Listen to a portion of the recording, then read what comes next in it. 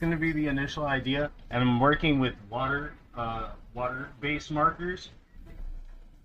So I have this gloss gel here that like locks in the color, but because these are water-based markers, what ends up happening, and I'll show you another board that I started, but then when I put the gel on, it ends up smearing it as I go to put it on.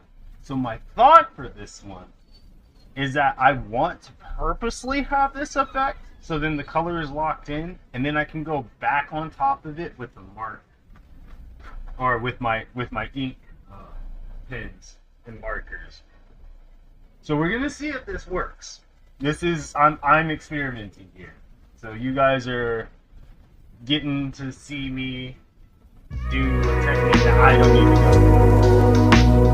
Here's fingers crossed that we get something that's working. So the first thing that I had considered when I was starting this out was how much of this do I need to fill in with marker first before I attempt to put in the gloss. So I get to about this point, and then I have the brilliant idea, you know what, this is a water-based marker, so why don't I just go ahead use water on this, and I can spread it around a lot faster, and I don't have to use as much marker. Now I think this is probably a technique I'll continue to use moving forward, but I noticed that obviously, the more pigment you have for the marker, the more you have to spread.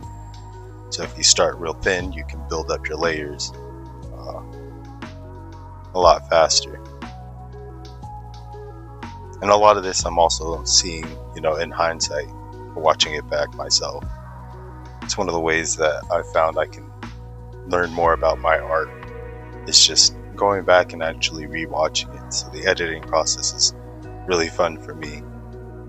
I get to see what you guys see, and sometimes I don't even understand the decisions that I'm making myself until I get a little bit farther. I'm like, oh yeah, that's why I did that.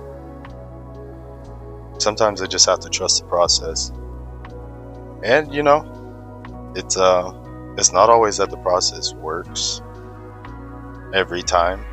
And that's why this was more of an experiment for me, because I wasn't sure if this was going to work or not. But my thought here is that I wanted to start with the lightest parts and the lightest tones, because if I can lock those in first, then what I do over that with the darker colors will stand out. But yeah, so I'm putting in the roots here. Normally I just do 4, one for each side to kind of show the square, but my thought was that let's add a 5th one in on that right side, just to give it a different look. But looking back on it, it kind of just, it doesn't read well. So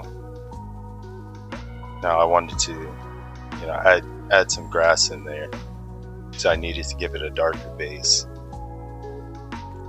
and give the 2 sides of the cube some more definition.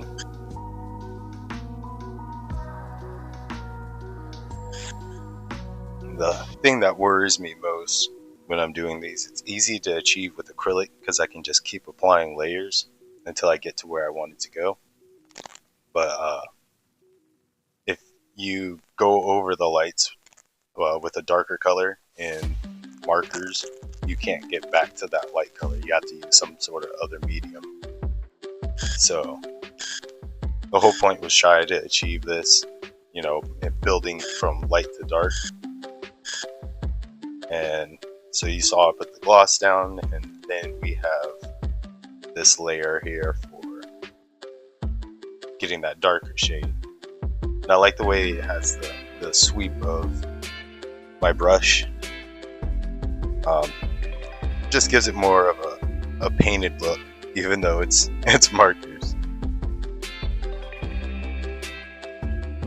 since they're water-based, you can kind of use them in different ways.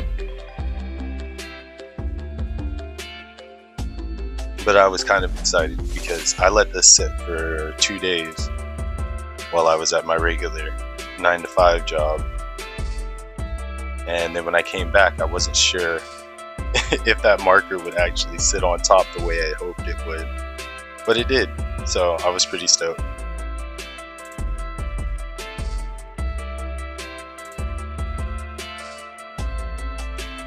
The big thing here for me, since I'm just playing around with it, is trying to figure out also more how I want to portray certain shapes and textures.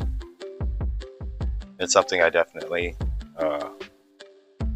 think it's important to practice,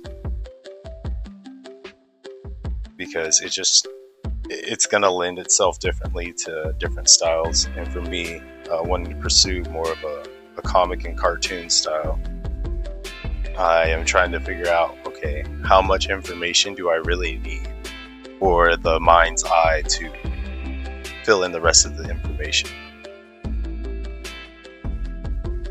And then sometimes when I'm doing stuff, I also want to get deeper and more intricate on certain things. I mean, just drawing the eye to certain areas, obviously you want to spend more time on it, give them something more to look at if that's where you want them to be looking.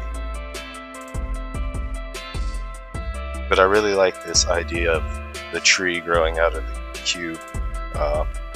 It's inspired by, think outside of the box. But I thought it's important to actually live outside of that box. Just be there 24/7. Because then obviously you're going to be thinking outside of the box. And you're not just limited. I think the biggest thing is to just not be limited in anything you do.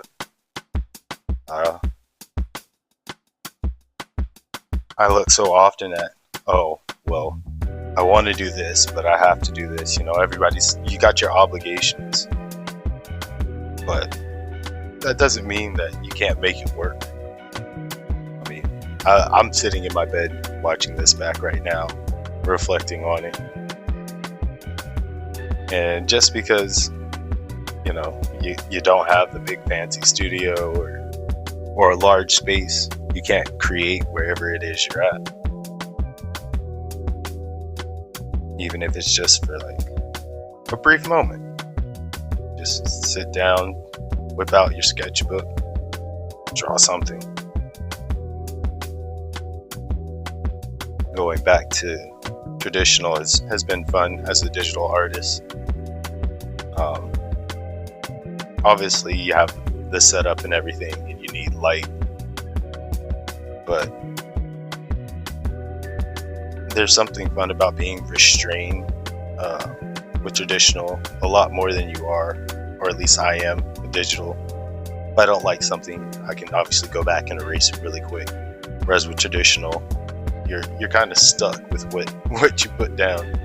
To an extent, you can hide it or change it into something else, but you really have to just be okay with what you're given. And there's something freeing about that, about just knowing that it's gonna be what it is. A piece is always evolving as you work on it. And like this one, I really I don't know. It was like taking a breath of fresh air. An old concept for me, but because it's an old concept, I was able to just try out different things. Here, especially like with the inking, I wasn't sure how deep I wanted it to go, or whether I just wanted it to be just enough to play as an outline. So I'm just, taking a step back, looking at it. I'm also chatting with people and whatnot. I've been doing live drawing and painting sessions there, just as a way to keep myself honest and also to keep my mind engaged outside of the work too. Plus, it's fun talking with all you guys. So you can check out that link from my streaming sessions if you'd like to pop in and say hi sometime. I generally try and do them in the morning because that's when my mind is fresh. I don't have any immediately pressing obligations, so I can just sit down and let my brain flow. Plus, it's fun to listen to music and draw. But yeah, this is how this one ended. I appreciate you guys watching, and happy drawing.